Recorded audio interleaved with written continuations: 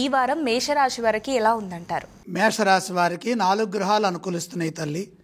ప్రధానంగా ద్వితీయంలో గురువు, లాభంలో శుక్ర శనులు, అలాగే 6లో కేతువు. సమయానికి పనులు పూర్తవుతాయి. మీరు చేస్తున్న ప్రయత్నాల్లో విజయం ఉంటుంది. దైవబలం మిమ్మల్ని ముందుకు నడిపిస్తుంది. ఆర్థిక స్థితి అనుకూలంగా ఉంది.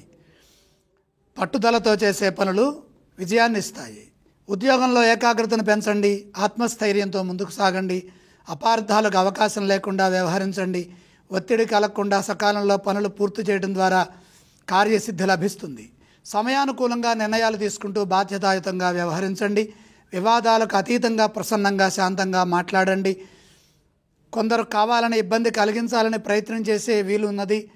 ఏవి మనసుకు తీసుకొని లోతుగా ఆలోచించి ఆందోళన చెందకుండా బంధుమిత్రుల సలహాలు తీసుకుంటూ లేదా కుటుంబ సభ్యుల సలహాలు తీసుకొని మంచి నిర్ణయాలు తీసుకొని వాటిని అమలు చేస్తే భవిష్యత్తు ప్రణాళికలు శుభప్రదంగా ఉంటాయి.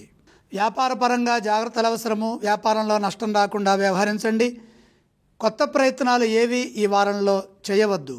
ఈ రాశి వారు ఏ స్తోత్రాన్ని పఠించాలి?